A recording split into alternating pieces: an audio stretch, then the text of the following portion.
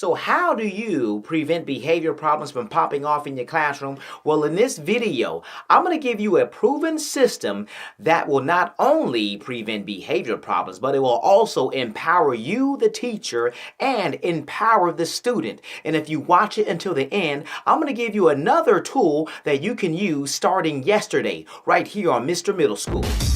Hey, no, no, no.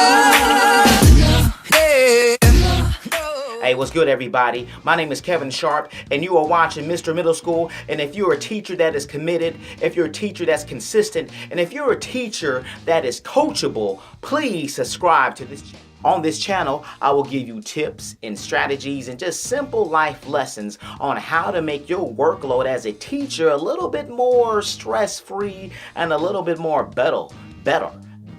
This system that I'm giving to you is called a redirection system because you're able to redirect behavior without stopping your lesson. You're able to redirect behavior without interrupting the classroom and the learning process. So this redirection system begins the very first day of school as soon as they step foot into the classroom. Of course, I go through all the lovey-dovey stuff. Hey, I'm Mr. Sharp. Welcome to English Language Arts. But then I get straight to business. So if negative behavior is presented in my classroom, I will say in a very neutral tone, their name, the student's name first, Mr. Sharp. I don't go by first names in my classroom. That's just something I choose to do. You don't have to do that. But I say Mr. Sharp.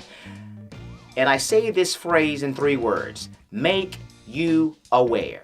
So, Mr. Sharp, make you aware of fill in the blank. So let's say they're bursting out. I will say, Mr. Sharp, make you aware of bursting out. And bursting out is when a student just speaks without permission. They yell out an answer without raising their hand. Even if they have the answer correct, I still will make them aware of bursting out. So again, the student's name, the phrase, make you aware, and then whatever the infraction is. It could be anything for you. For me, it's called bursting out. It could be for you speaking without permission. It's how you want to word it, but it's this system of Mr. Sharp or Susan, make you aware of, and then you fill in that blank. After I make a student aware of their behavior, they respond with the words, thank you, sir, or if you're a young lady, thank you, ma'am. And they have to say it back to you in a neutral tone. They have to say it back to me in a neutral tone. The same way I delivered it to them, they will deliver it to me. And guess what happens? We just move on. They're not in trouble. That is completely it. There is no power struggle. There is no battle. I'm not telling them to shut up. I'm not telling them to sit down. All that other stuff that teachers love to do. I'm not making threats. All I'm doing is responding in a neutral tone. I'm making them aware of their behavior. And I say, hey, Susan, make you aware of bursting out. And Susan says, thank you, sir. And that is it. There is nothing else to it. And then we move on. Now, students have 3 chances to say thank you, sir. Just like baseball, 3 strikes, you out, or out. Whatever which one it is. But they're out. There are also students that will be redirected 3 times in one class period for the same type of negative behavior like bursting out. So if they burst out 3 times in one class period, they also face disciplinary actions like me calling their parents, lunch detention, after school to detention, or pulling from the JOJ, the jar of justice, where they decide their very own consequences. And if you want to know about the JOJ, I will explain that at the very end of this video. I make students aware of these particular negative behaviors. Profanity. We all know what that is. Cussing. I will make you aware of being gang related. I mean, if you're just talking about gang affiliation, if you're throwing up gang signs, if you're singing a song that has things about gang members up in there, I will make you aware of bursting out. That's talking without permission. I will make a student aware of not responding correctly. That means when I say, thank you, sir, and they say, thank you, sir.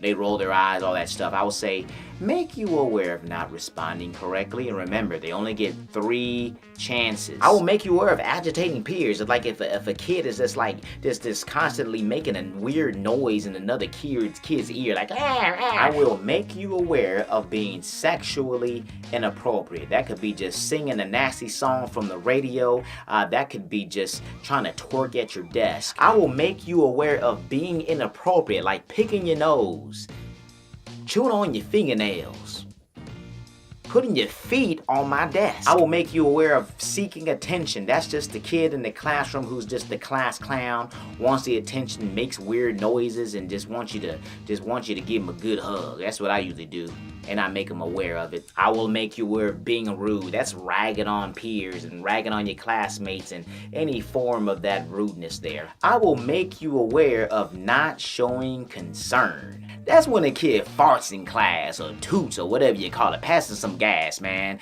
I will make you aware of horseplaying. That's just like rustling and running around in the classroom. When a student says, I don't know, that means I will make them aware of laying in the cut. Instead of saying, I don't know, they can say, may I please have some more information? May I ask a friend for help? Most of them always say that. Would you please repeat the question? May I tell you what I do know? I will make you aware of being drug related. The only time we need to talk about drugs is when we're having like Red Ribbon Week, or it's just in a discussion that we're having at that moment in time. I will make you aware of stepping without permission. And that means you cannot leave your seat without raising your hand. There are times when teachers, myself and you, we're at the whiteboard, the smart board, or writing, or we're just helping another student. Our back is turned and somebody has to go potty or somebody has to go blow their nose. All they have to say in my classroom is step. That's S-T-E-P, step. And I'll just automatically turn around and say, where to? Who's that? I will make you aware of mean mugging. Like, what is mean mugging? Mean mugging is this. This redirection system empowers you, the teacher, and it also empowers the students. Proverbs 13:24 simply states this: a refusal to correct is a refusal to love. Now, you yelling, you shaming, you bashing your students, is that really love? It may correct the behavior at that very moment, but are you giving your students a chance to correct their behavior? Not just for that class period, but for tomorrow, for next week, for the years to come when they get into high school and college. That is what this redirection system is about. I'm giving these students a tool that they can use to correct your behavior when they get married and they're having a disagreement with their spouse. They are able to draw back from these lessons that they learned in my classroom, this redirection system. They're able to think and calm down. They're able to make themselves aware of what they're doing. Are they yelling? Or are they cussing somebody out? Are they just being inappropriate, period? Are they being rude? This is a system that is for life. It is not just something to make them act like angels in my classroom. No, don't get it twisted. It's not like that. This is a way to correct and self-correct. Maybe you're thinking this is something that you can do and you want to know how to get started. It's pretty simple. Grab a pen, grab some paper, grab your cell phone, go to your laptop and just write down and try to predict. I mean, don't even predict. You know your students better than anybody else. Write down the behaviors that you don't like. Write down the behaviors that go against social norms. Write down the behaviors that are non-negotiables. Write these things down. Type it up, put it on a piece of paper and incorporate it with your other expectations in your classroom. And when the students come in tomorrow or the next day or whenever school starts, pass it out, have a come to Jesus meeting, or maybe this is the first day of school. This is the first thing that you do. Give it to your students and go over all these rules, all these expectations, word for word. It does not matter if it's boring. It doesn't matter if this is it's not a Disney World type of lesson plan. This is something to establish a culture, to establish a climate. And you read it word for word and let the students know, hey, this is how the classroom is ran.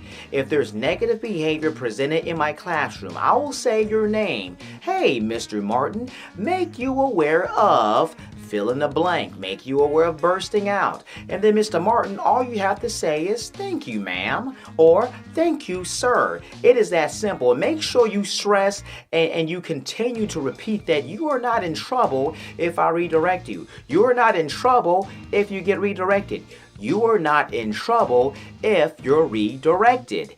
All I'm trying to do is just redirect and refocus your mind, refocus your attitude even, just to get you on the right train and on the right track, because we don't want a power struggle. We don't want things to blow up and escalate in the classroom. So at the beginning of this video, I told you I was going to give you a tool that you can use beginning yesterday. And that tool is right here. This is a coffee can in your world, but in Mr. Sharp's class, this is called the Jar of Justice. And you can redecorate this how you want to, tear all this plastic off and put flowers on it and put an afro on it or whatever you want to do. But in my class, this is the J-O-J, the Jar of Justice. So for instance, if a child is redirected 3 times, 3 strikes, you are out. Remember that, right? They come to the Jar of Justice, they open it up, and they have to pull out, or if they go in there with their little fingers and pull out an index card. Now, all these index cards